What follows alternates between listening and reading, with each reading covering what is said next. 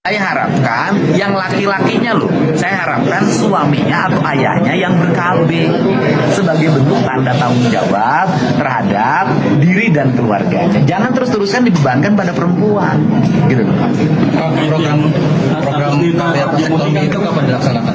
Udah jalan. Setiap orang bertemu saya yang minta bantuan, ini Bu vasektomi ya? Iya, Pak. Kemarin di Bandung sudah. Dan nanti setiap hari Rabu itu Bu dicatatkan, nanti ada kegiatan vasektomi dan yang vasektominya dikasih insentif 500.000 oleh gubernur. Yang harus hari ini dikejar, yang KB harus laki-laki. Saya nggak punya sentimen pribadi sama Deddy Mulyadi, walaupun dia punya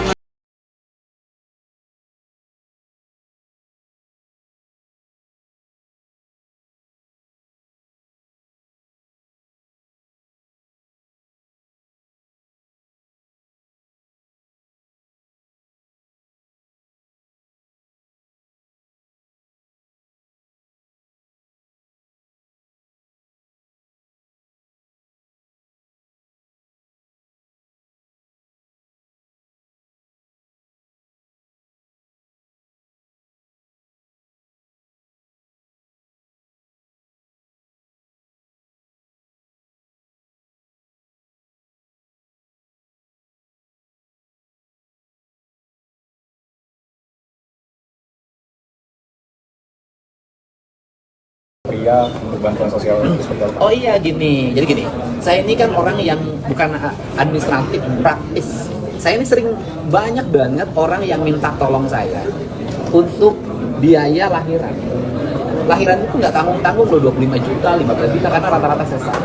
Dan itu rata-rata anak keempat, anak kelima. Nah, dari sisi tanggung jawab, ketika seorang menikah, maka dia bertanggung jawab terhadap kehamilannya, kelahirannya, pendidikannya. Nah, kalau orang tidak punya kemampuan untuk membiayai kelahiran, membiayai kehamilan, membiayai pendidikan, ya jangan dulu ingin menjadi orang tua. Untuk itu, agar kelahirannya diatur dan angka kemiskinan turun, karena hari ini kan yang cenderung anaknya banyak itu cenderung miskin. Nah, maka para penerima bantuan sosial, apakah nanti bantuan biaya kelahiran, bantuan rumah sakit, bantuan listrik, bantuan pangan non tunai, bantuan perumahan, bantuan tanah, ya saya harap bantuan beasiswa untuk anaknya, saya harapkan yang laki-lakinya loh, saya harapkan suaminya atau ayahnya yang ber-KB sebagai bentuk tanda tanggung jawab terhadap diri dan keluarganya. Jangan terus-terusan dibebankan pada perempuan. Oke. Update terkait underpass Citayam Sudah, saya tadi pagi sudah panggil kepala Bapeda, DD-nya kan mau dibuatkan. Nah, kemudian tahun depan pembebasan tanahnya dilakukan oleh Pemkot. Udah tahun depan insya Allah underpass akan dianggarkan di Provinsi Jawa Barat. anggarannya berapa? Kan DED-nya dulu. Kan saya nggak boleh bilang angka, yang angka itu teknis. Nanti salah lagi angka. Yang Program KBR Vasektomi itu kapan dilaksanakan? udah jalan. Udah jalan. Setiap orang bertemu saya yang minta bantuan, ini Bu vasektomi ya? Kemarin di Bandung sudah. Dan nanti setiap hari Rabu itu Bu dicatatkan, nanti ada kegiatan vasektomi dan yang vasektominya dikasih insentif 500.000 oleh gubernur. Ya. kemarin saya baca berita dari Kompas TV ya, Gubernur Jawa Barat KDM Kang Deddy Mulyadi itu menggodok kebijakan yang cukup radikal. Saya katakan radikal di sini karena melampaui batas kewajaran, yang mewajibkan peserta bantuan sosial di provinsinya untuk menjadi bagian dari program KB keluarga berencana, terutama KB pria yang disebut vasektomi. Jadi ada wacana yang lagi digodok, kemarin disampaikan oleh Gubernur Jawa Barat, untuk masyarakat Jawa Barat yang nerima bansos, bantuan sosial, itu kalau laki-laki syaratnya salah satunya harus vasektomi, melakukan vasektomi. Apa itu vasektomi? Vasektomi ini salah satu cara KB laki-laki. Jadi vasektomi itu ya metode kontrasepsi permanen untuk pria dengan cara memotong atau mengikat saluran sperma yang disebut vas deferens agar sperma tidak keluar saat ejakulasi dini. Itu namanya vasektomi. Ahiba'il kiram, bagaimana pandangan syariat soal vasektomi ini? Ini vasektomi, pembahasannya tentang vasektomi KB laki-laki dengan memutus saluran sperma supaya tidak hamil ketika berhubungan dengan istrinya tidak hamil. Ini bukan masalah yang baru sekarang, itu sudah dibahas sama ulama. Di dunia internasional itu sudah dibahas. Kalau kita lihat ada fatwa-fatwa berbagai lembaga fatwa. Di antaranya ada Qoror Majelis Majma' al-Fiqh al-Islami, keputusan Forum Fikih Islam Dunia. Itu punya Qoror, salah satunya apa? Kesimpulannya, yahrum istisalul qudrati 'alal injab fir rajuli awil mar'ah. Haram hukumnya sterilisasi. Istisalul qudrat itu sterilisasi. Jadi kemampuan untuk betul-betul bisa reproduksi baik dari laki-laki atau perempuan dihilangkan secara total, itu hukumnya haram. Wa huwa ma yu'raf bil iqam aw ta'qim. Enggak boleh hukumnya selama malam tad'u ila dzalika ad-daruratu bi ma'ayiriha syar'iyyah, kecuali kalau ada keadaan darurat. Misalkan perempuan, kalau dia nggak disteril, dia kalau perempuan biasanya ada istilahnya tersendiri, dia penyebutannya bukan vasektomi. Kalau perempuan penyebutannya tubektomi. Tubektomi. Kalau vasektomi buat laki-laki, tubektomi buat perempuan. Ada dokter fiqh mengatakan ini nih kalau nggak ditubektomi, ini kalau nggak disteril bahaya, ini bisa membahayakan nyawanya si perempuan. Itu namanya darurat syariah, itu boleh. Tapi selama nggak ada keadaan seperti itu, nggak ada keadaan darurat yang sesuai dengan kriteria syariat, nggak boleh hukumnya, haram, saudara. Kira-kira jelas atau tidak? Dan juga ada fatwa dari Majelis Ifta Yordania. Ini Majelis Ifta Yordan salah satu majelis fatwa di dunia yang cukup banyak mendapat sorotan ulama dunia. Di sini disebutkan ajma'al ulama ala tahrim tahdidin nasl wal qiyam bi ayyi amalin yaqta'u dzurriyyah karabtil anabib lil inath wa qat'il qanawatil manawiyah lidzukur wa ma asbaha dzalik.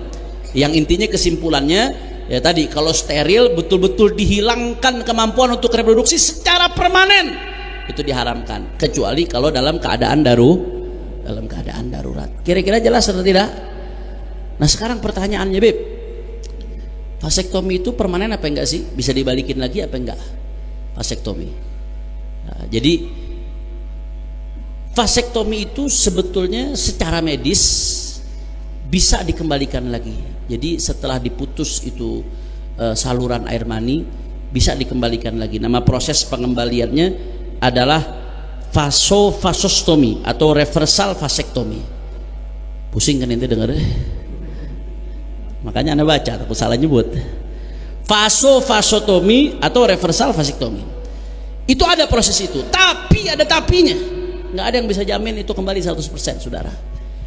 Bahkan banyak jurnal-jurnal ilmiah membuktikan setelah melakukan penelitian, semakin lama jarak antara vasotomi atau reversal vasektomi, semakin lama jarak antara vasektominya, diputusnya dengan dikembalikannya, itu kemungkinan kembalinya semakin kecil. Jadi andai kata jarak dari vasektomi ketika diputus sampai dioperasi dikembalikan lagi 10 tahun atau lebih, itu semakin lama jarak mengembalikannya semakin kecil. Itu yang pertama. Bahkan kalau dekat sekalipun jaraknya, nggak ada jaminan dia bisa balik lagi, saudara. Kira-kira jelas atau tidak? Secara teori bisa, tapi nggak ada yang bisa menjamin. Resiko itu ada. Yang kedua, kalaupun bisa, biayanya mahal. Itu data menyebutkan di Amerika, itu operasi vasostomi untuk mengembalikan yang udah keputus itu antara 5.000 sampai 15.000 dolar, saudara. 5.000 sampai 15.000 dolar. $1 itu kurang lebih 100 dolar, kurang 1.600.000-an kurang lebih. Berarti kalau 1.000 dolar sekitar 16 jutaan. Kalau 10.000 dolar 160 jutaan. Kalau 15.000 dolar ente hitung sendiri. Itu kalau daerah Megamendung dapat tanah berapa meter itu? Nggak gampang biayanya, dan itu pun nggak semua tempat bisa. Harus betul-betul yang melakukan dokter spesialis urologi, spesialis saluran, mohon maaf, spesialis saluran kemih. Dan nggak semua rumah sakit bisa melakukan itu, saudara.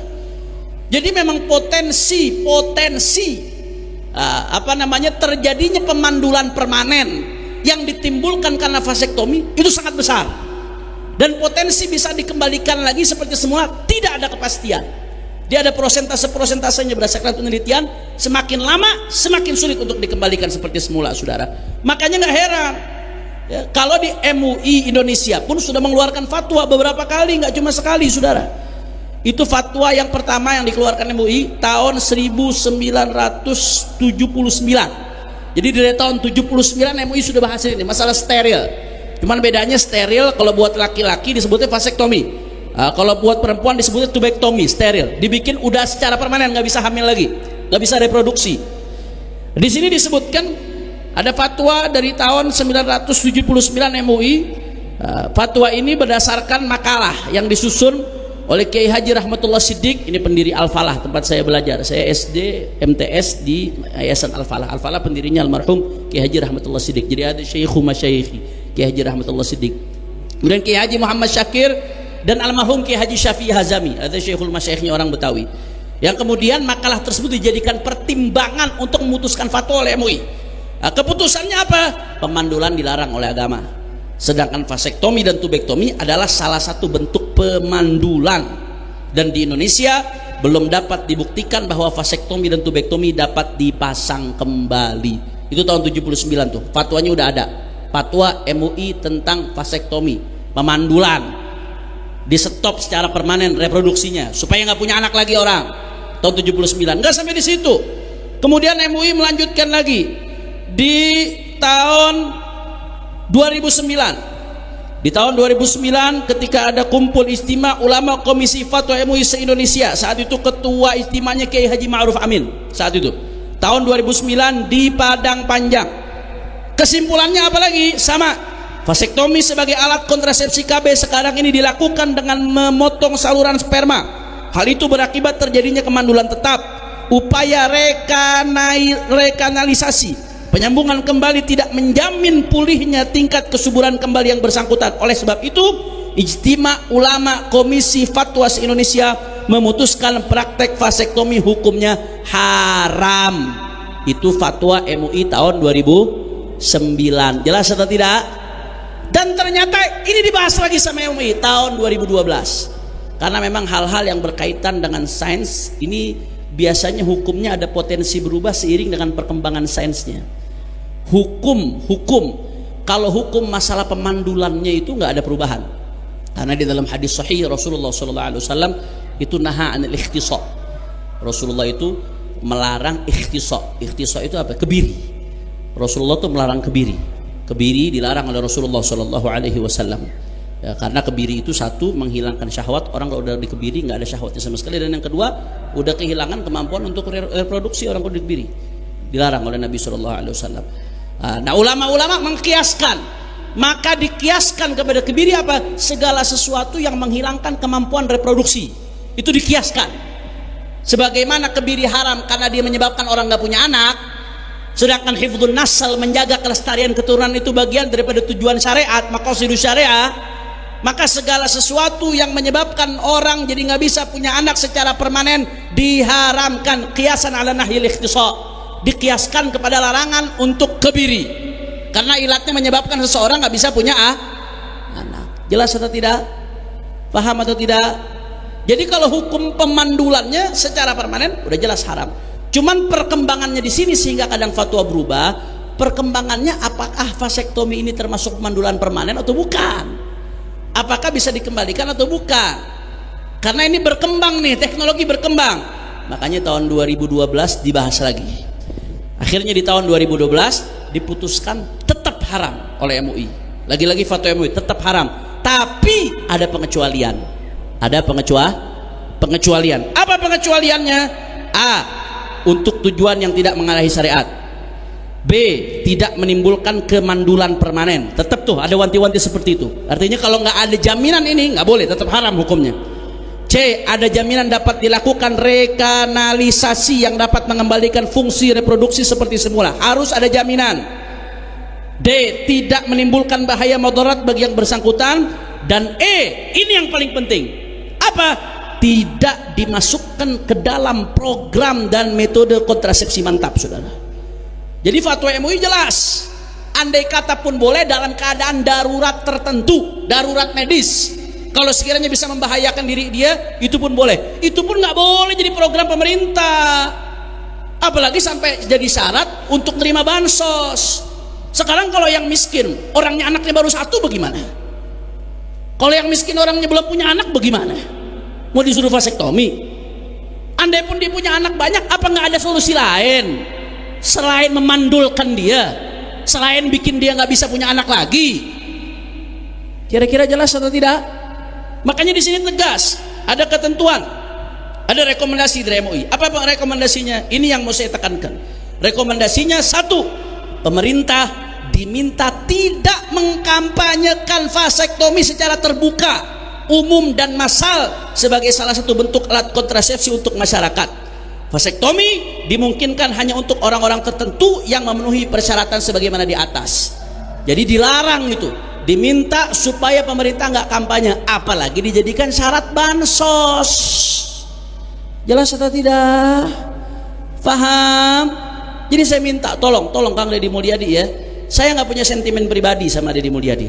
Walaupun dia punya masa lalu catatan hitam dengan umat Islam di Purwakarta saat itu, ya selama itu nggak diulangi, saudara, apa yang baik kita katakan baik, apa yang buruk kita katakan buruk, saudara. Tapi kalau udah nyenggol-nyenggol soal hukum syariat seperti ini, saudara, mau membuat kebijakan yang bertentangan dengan syariat, kewajiban kita untuk mengingatkan, tolong jangan, mumpung belum jadi nih, jangan dilanjutkan. Karena kalau dilanjutkan, jangan salahkan nanti kalau Anda berhadapan dengan kiai se-Jawa Barat. Betul atau tidak? Betul atau tidak? Cari solusi lain. Emang nggak ada solusi lain selain pemandulan? Nggak ada solusi lain selain vasektomi? Oh enggak, nanti itu apa namanya?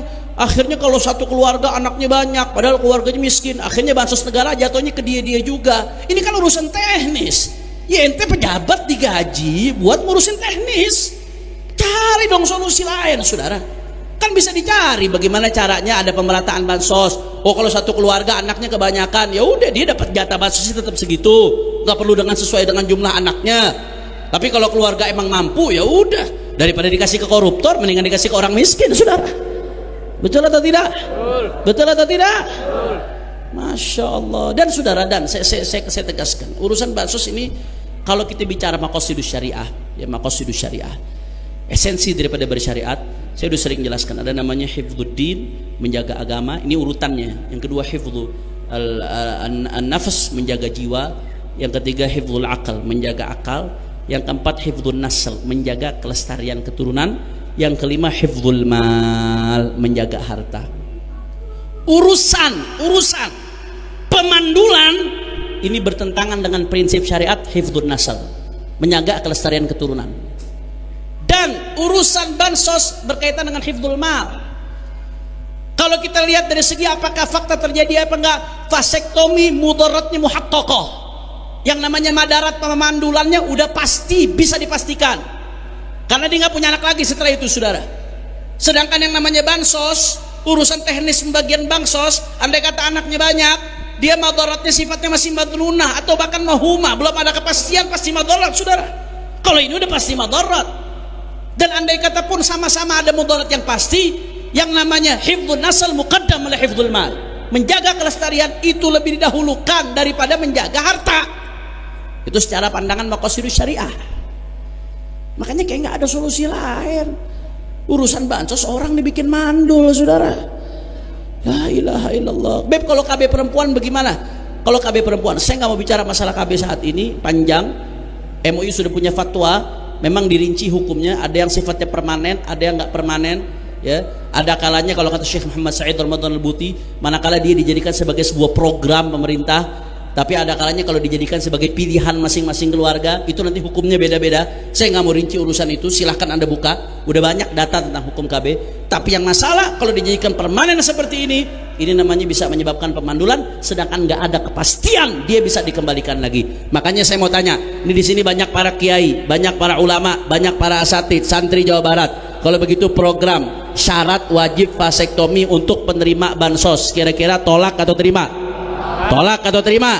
Maka kita minta kepada Gubernur Deddy Mulyadi, tolong hargai rekomendasi MUI, hargai fatwa MUI, hargai suara para ulama, cari solusi lain jangan bikin solusi yang bertentangan dengan syariat.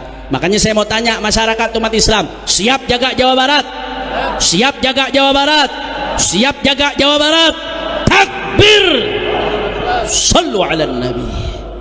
Nah, ini saja yang saya sampaikan. Mudah-mudahan yang sedikit ini bisa bermanfaat. Dan kepada para ulama dimanapun, ulama santri, tugasnya, kewajibannya sebagai raqabah ijtimaiyah, sebagai kontrol sosial, terus menegakkan amar ma'ruf nahi munkar. Urusan ikut politik atau nggak ikut politik, ikut kontestasi atau nggak ikut kontestasi, itu urusan kesekian, saudara. Tapi kalau amar ma'ruf nahi munkar, wajibun syar'iyyun kifaiyun, adalah fardu kifayah. Kalau bukan ulama yang menjalankan, siapa lagi? Ini yang paling penting. Apa? Tidak dimasukkan ke dalam program dan metode kontrasepsi mantap, saudara.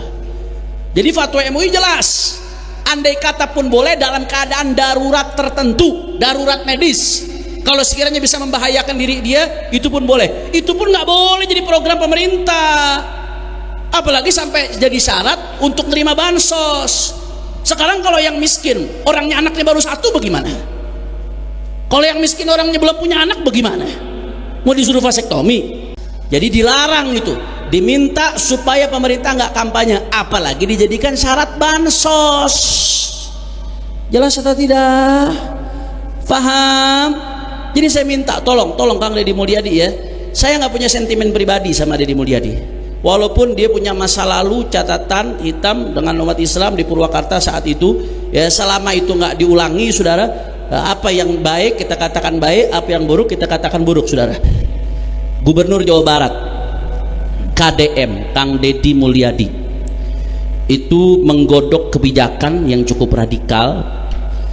Saya katakan radikal di sini karena melampaui batas kewajaran, yang mewajibkan peserta bantuan sosial di provinsinya untuk menjadi bagian dari program KB keluarga berencana, terutama KB pria yang disebut vasektomi. Jadi ada wacana yang lagi digodok, kemarin disampaikan oleh Gubernur Jawa Barat, untuk masyarakat Jawa Barat yang nerima bansos, bantuan sosial, itu kalau laki-laki syaratnya salah satunya harus vasektomi, melakukan vasektomi. Apa itu vasektomi? Vasektomi ini salah satu cara KB laki-laki. Jadi vasektomi itu ya metode kontrasepsi permanen untuk pria dengan cara memotong atau mengikat saluran sperma yang disebut vas deferens agar sperma tidak keluar saat ejakulasi dini. Itu namanya vasektomi. Ahiba'il kiram, bagaimana pandangan syariat soal vasektomi ini? Ini vasektomi, pembahasannya tentang vasektomi KB laki-laki dengan memutus saluran sperma supaya tidak hamil ketika berhubungan dengan istrinya tidak hamil. Ini bukan masalah yang baru sekarang, itu sudah dibahas sama ulama. Di dunia internasional itu sudah dibahas. Kalau kita lihat ada fatwa-fatwa berbagai lembaga fatwa. Di antaranya ada Qoror Majelis Majma' al-Fiqh al-Islami, keputusan Forum Fikih Islam Dunia. Itu punya qadar, salah satunya apa? Kesimpulannya, yahrum istisalul qudrati 'alal injab fir rajuli awil mar'ah. Haram hukumnya sterilisasi. Istisalul qudrat itu sterilisasi. Jadi kemampuan untuk betul-betul bisa reproduksi baik dari laki-laki atau perempuan dihilangkan secara total. Itu hukumnya haram. Wa huwa ma yu'raf bil 'iqam aw ta'qim. Nggak boleh hukumnya selama malam tad'u ila dzalika ad-daruratu bima'ayiriha syar'iyyah, kecuali kalau ada keadaan darurat. Misalkan perempuan, kalau dia nggak disteril, dia kalau perempuan biasanya ada istilahnya tersendiri, dia penyebutannya bukan vasektomi. Kalau perempuan penyebutannya tubektomi. Nah, tubektomi. Kalau vasektomi buat laki-laki, tubektomi buat perempuan. Ada dokter fiqh mengatakan ini nih kalau nggak ditubektomi, ini kalau nggak disteril bahaya, ini bisa membahayakan nyawanya si perempuan. Nah, itu namanya darurat syariah, itu boleh. Tapi selama nggak ada keadaan seperti itu, nggak ada keadaan darurat yang sesuai dengan kriteria syariat, nggak boleh hukumnya, haram, saudara. Kira-kira jelas atau tidak? Dan juga ada fatwa dari Majelis Ifta Yordania. Ini Majelis Ifta Yordan salah satu majelis fatwa di dunia yang cukup banyak mendapat sorotan ulama dunia. Di sini disebutkan ajma'al ulama ala tahrim tahdidin nasl wal qiyam bi ayyi amalin yaqta'u dzurriyyah karabtil anabib lil inath wa qat'il qanawatil manawiyah lidzukur wa ma asbaha dzalik. Yang intinya kesimpulannya ya tadi, kalau steril betul-betul dihilangkan kemampuan untuk reproduksi secara permanen, itu diharamkan, kecuali kalau dalam keadaan darurat. Kira-kira jelas atau tidak? Nah sekarang pertanyaannya, Beb, vasektomi itu permanen apa enggak sih? Bisa dibalikin lagi apa enggak vasektomi? Nah, jadi vasektomi itu sebetulnya secara medis bisa dikembalikan lagi. Jadi setelah diputus itu saluran air mani, bisa dikembalikan lagi. Nama proses pengembaliannya adalah vasovasostomi atau reversal vasektomi. Pusing kan ente dengar deh? Makanya Anda baca, aku salah nyebut. Vasovasotomi atau reversal vasektomi. Itu ada proses itu, tapi ada tapinya. Nggak ada yang bisa jamin itu kembali 100%, saudara. Bahkan banyak jurnal-jurnal ilmiah membuktikan setelah melakukan penelitian, semakin lama jarak antara vasovasotomi atau reversal vasektomi, semakin lama jarak antara vasektominya, diputusnya dengan dikembalikannya, itu kemungkinan kembalinya semakin kecil. Jadi andai kata jarak dari vasektomi ketika diputus sampai dioperasi dikembalikan lagi 10 tahun atau lebih, itu semakin lama jarak mengembalikannya semakin kecil. Itu yang pertama. Bahkan kalau dekat sekalipun jaraknya, nggak ada jaminan dia bisa balik lagi, saudara. Kira-kira jelas atau tidak? Secara teori bisa, tapi nggak ada yang bisa menjamin. Resiko itu ada. Yang kedua, kalaupun bisa, biayanya mahal. Itu data menyebutkan di Amerika, itu operasi vasovasostomi untuk mengembalikan yang udah keputus itu antara 5.000 sampai 15.000 dolar, saudara. 5.000 sampai 15.000 dolar. $1 itu kurang lebih $100, kurang 1.600.000-an kurang lebih. Berarti kalau $1.000 sekitar 16 jutaan. Kalau $10.000 160 jutaan. Kalau $15.000 ente hitung sendiri. Itu kalau daerah Megamendung dapat tanah berapa meter itu? Nggak gampang biayanya, dan itu pun nggak semua tempat bisa. Harus betul-betul yang melakukan dokter spesialis urologi, spesialis saluran, mohon maaf, spesialis saluran kemih. Dan nggak semua rumah sakit bisa melakukan itu, saudara. Jadi memang potensi terjadinya pemandulan permanen yang ditimbulkan karena vasektomi itu sangat besar, dan potensi bisa dikembalikan lagi seperti semula tidak ada kepastian. Dia ada prosentasenya berdasarkan penelitian, semakin lama semakin sulit untuk dikembalikan seperti semula, saudara. Makanya nggak heran ya, kalau di MUI Indonesia pun sudah mengeluarkan fatwa beberapa kali, nggak cuma sekali, saudara. Itu fatwa yang pertama yang dikeluarkan MUI tahun 1979. Jadi dari tahun 79 MUI sudah bahas ini masalah steril. Cuman bedanya steril kalau buat laki-laki disebutnya vasektomi. Kalau buat perempuan disebutnya tubektomi, steril. Dibikin udah secara permanen, nggak bisa hamil lagi, nggak bisa reproduksi. Di sini disebutkan ada fatwa dari tahun 1979 MUI.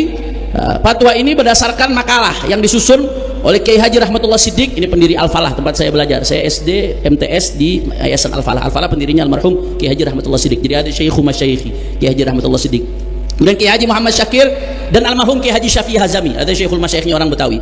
Yang kemudian makalah tersebut dijadikan pertimbangan untuk memutuskan fatwa oleh MUI. Keputusannya apa? Pemandulan dilarang oleh agama. Sedangkan vasektomi dan tubektomi adalah salah satu bentuk pemandulan. Dan di Indonesia belum dapat dibuktikan bahwa vasektomi dan tubektomi dapat dipasang kembali. Itu tahun 79 tuh, fatwanya udah ada. Fatwa MUI tentang vasektomi, pemandulan, di stop secara permanen reproduksinya supaya nggak punya anak lagi orang. Tahun 79, nggak sampai di situ.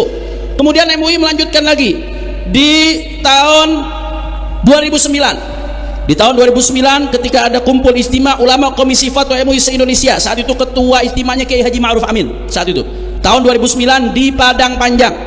Kesimpulannya apa lagi? Sama. Vasektomi sebagai alat kontrasepsi KB sekarang ini dilakukan dengan memotong saluran sperma. Hal itu berakibat terjadinya kemandulan tetap. Upaya rekanalisasi, penyambungan kembali tidak menjamin pulihnya tingkat kesuburan kembali yang bersangkutan. Oleh sebab itu, Ijtima Ulama Komisi Fatwa Indonesia memutuskan praktek vasektomi hukumnya haram. Alhamdulillah ribuan orang tadi bisa dipahamkan berorawuh tentang nasab dan sebagainya. Padahal sampang, nggak main-main sampang nih. Lah gitu. Tapi tetap kita adem, kita sampaikan secara faktual, rasional, dan tentu dengan data yang akurat. Alhamdulillah orang bisa pada paham. Nah, nyun sewu, ngeten iki sampean ojo rame-rame tak setel. Kita bisa membuka tarikh-tarikh bagaimana Rasulullah didatangkan. Laqad ja'akum rasulun min anfusikum azizun 'alaihi ma anittum harisun 'alaikum bil mu'minina raufur rahim. Ayat sambungannya tugasnya lagi. Arsalahullahu ila kafatil khalqi jinnan wa insa. Arsalahullahu ila kafatil khalqi jinnan wa insa. Basyiran wa mubasyiran wa nadhira bil huda wa dinil haqqi ila akhir ayat.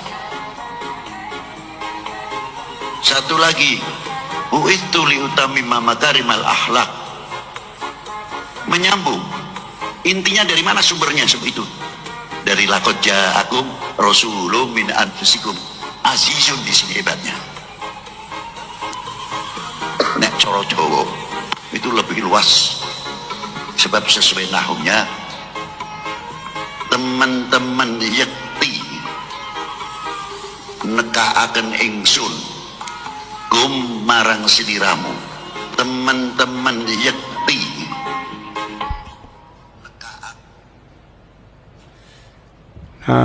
niki sumerep suarane sapa sumerep? Suarane sinten? Sumerep dah? Masuk gak diten? Saman kandane ya? Iki lho saman kandane mekenge. Dia kan branding diri kayak ulama besar, ya, pimpinan thariqah se-Indonesia. Jadi mursyidnya para mursyid, bahkan membranding pimpinan thariqah sedunia. Dandanannya juga keren. Tapi ngene iki lho, oleh-oleh enggak mendahulukan ilmu. Yang kasihan umat kadung begitu percaya dengan penampilannya, ternyata ngerti niku wau. Mana nyun sewu, ayatnya itu wa ma arsalnaka illa kafatal linnasi basyirau wa nadhira. Ngoten niku ayate. Tapi dhek nyun sewu maca kan gak karu-karuan tadi. Ya. Wa arsalakallahu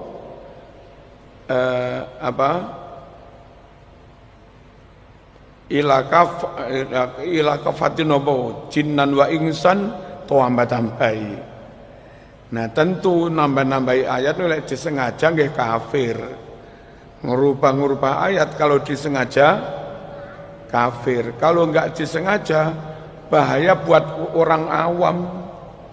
Orang Arab nganggep dia alim tenan, dicekeli tenan, dipercaya tenan, tiba-tiba keliru.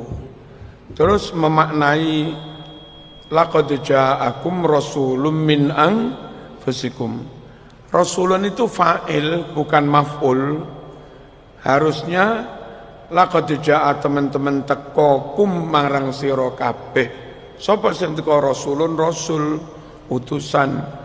Tapi apa dia maknai? Laqad ja'akum yakti teman-teman nekaake sapa ingsun Allah kum marang sira kabeh nekaake rasulun ing rasul. Rasul iku fa'il kok ing iku piye? Nah, niki contoh para rawuh. Mohon jamaah mengikuti orang, mengikuti dawuhnya orang itu jangan hanya melihat brandingnya. Jangan hanya melihat penampilannya, tapi benar-benar lihat kapasitasnya, lihat keilmuannya, dan melihat track recordnya, melihat rekam jejaknya. Dari dulu nggak pernah neko-neko, dari dulu nggak pernah mencela, nggak pernah kontroversial, lurus. Kalaupun sesekali salah, yuk kabeh wong tahu salah. Tapi bukan disengaja. Ketika orang itu track recordnya baik, kapasitas juga oke, maka dia berdandan kayak apapun ya tetap itu yang jadi panutan. Bahkan andai orang yang nggak suka menyebutnya hewan, binatang, anjing, babi atau apa, ya kita tetap manut dia wong nyatana alim.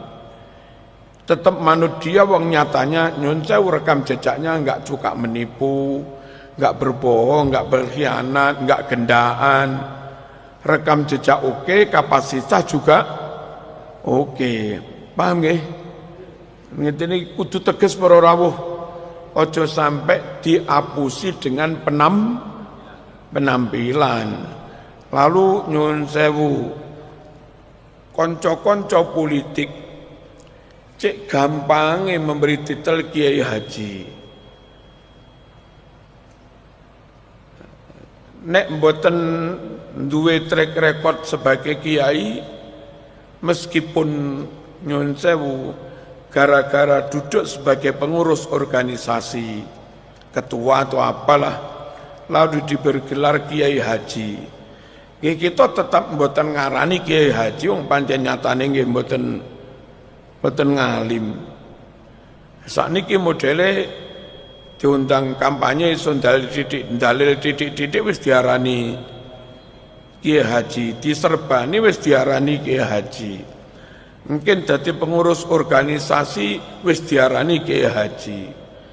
Padahal dia jadi pengurus organisasi, jadi ini lo kadang nyogok-nyogok. Saman mireng dawuh Ki Said wingi Tenggasek. Nggih ta? Peristiwa muktamar kan jadi karena main ini kita. Lah ngoten niku mesok gara-gara jadi pengurus malih disebut Kiai Haji. Nek cara kula titel Kiai Haji niku nggih orang yang harus jelas track recordnya. Mondok neng di Mas Lirboyo, Langitan, Kali Ploso. Pirang tahun sak menit tahun. Dan nyatanya di rumah kita pinggir berlemari-lemari.